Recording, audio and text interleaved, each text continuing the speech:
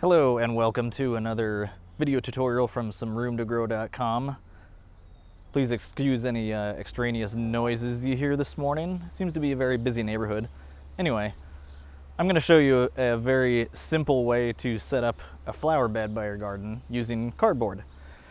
I've seen a whole bunch of videos online, done some research and all that about using this to basically suffocate out any of the weeds and grass you have. It's a much easier way than having to go dig everything up. You can lay down cardboard and wet it and, build a flower bed on top of it.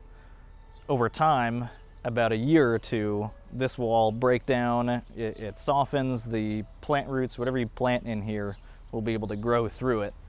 And it's a very easy way to do it. So I will admit this is our first time actually doing this, so this is partly a tutorial to show you, but also kind of figuring this process out for ourselves and doing it for the first time.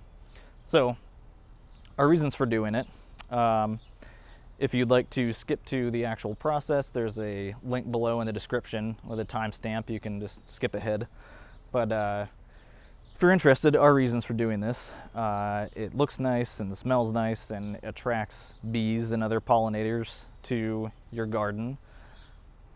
You got to help the bees, of course, but also they will help come and pollinate your plants, and that helps them produce even more, so you do want that.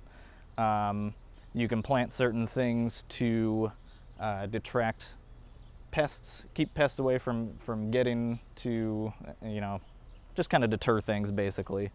Many benefits to having a nice flower garden here, and setting this back a little bit will keep a lot of these weeds from growing into the garden area, which we're always having to kind of fight with that. So first of all, we've got the cardboard laid out. I have a couple of layers here. You have to make sure to take off all of the tape and stickers and things, especially the tape is like plastic and it will not break down very easily. The cardboard will. If there's any coloring on these things, I mean, they make sure to, I've heard that it's like soy based and it will break down in time, so don't worry about that, getting chemicals in your yard or anything. So you got it all laid out, you figured out where you want to do it, so you can go ahead and wet it down a little bit first just to weigh it down. And you want to go ahead and soak it pretty well.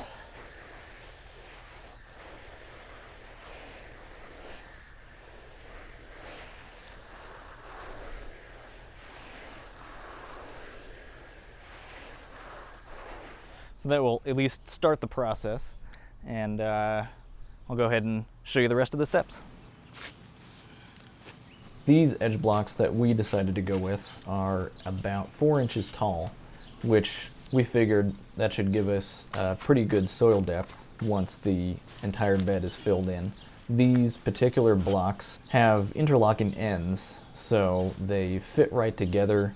That should help to cut down on the weeds growing up in between them, but also they're less likely to shift away from each other over time.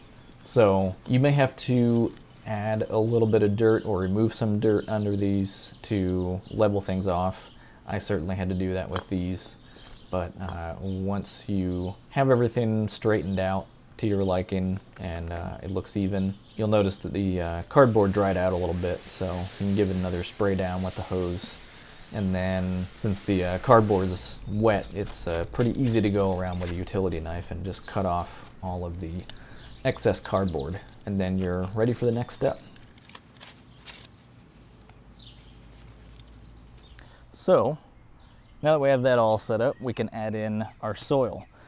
So I bought just a garden soil mix and a topsoil mix, which has more like composted material, organic material and things like that, and it's some little bit of peat too. I believe these both have a very small amount of fertilizer in them. I know for a lot of organic farmers that's not something that you want.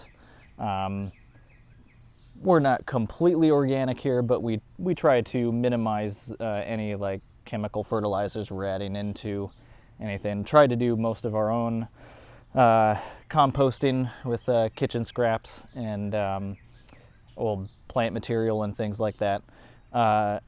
So I don't necessarily have a huge problem with there being fertilizer in this. If you do, you know, there are other ways to go about getting soil. You know, companies in your city, wherever you are, you can even get compost from the city. Sometimes you have to pay, sometimes it's free. You also don't know exactly what is in that when you're getting it. But you can get like sand and clay and kind of make your own mixture that way if you're much more into keeping it totally organic and keeping all the chemicals out. So that being said, at this point you add in whatever soil you have, mix it in here, and go from there. When you add in your soils, make sure that everything gets mixed together well so that it's all evenly distributed. And you can even overfill the bed a little bit because the cardboard and the soil will definitely settle a little bit over time. Okay, so now we've gotten to the fun part where we actually get to plant stuff. So we've got snapdragons, more snapdragons, some petunias, and nasturtiums I really like because they're great for like pest control. They go really well with, we've got our tomatoes planted right here, some peppers on the other side of those.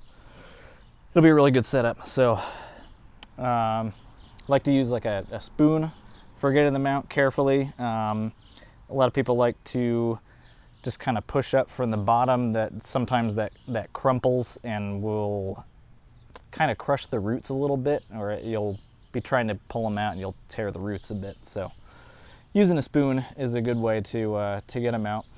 So just kind of figure out where you want to set things up. You know, if you've got some different colors, you want to set up like a color scheme, or again, like if you're trying to do some companion planting and plant things near your vegetables, kind of get that all figured out and go to it. Make a hole about the size of the pot that the plant is in and then carefully transfer it over.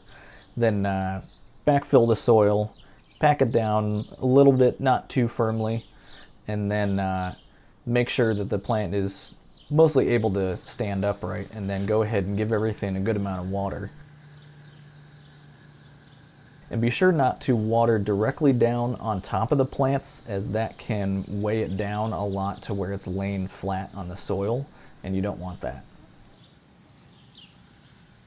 Okay, so plants are all in. The last step that I'm going to do is add some nice dark reddish brown mulch carefully around the plants here. These are still pretty small at this point, so you want to be real careful with them. And always, you know, whatever you're planting, don't get your mulch up too close. I mean, you want to get it close to it so that it helps keep the moisture in there and keep weeds down, but you don't want it touching your plants, because as this stuff breaks down, it gets microbial bacteria and fungus and stuff on it, and if that is touching your plant, that will just help the those bacteria get to the plant itself.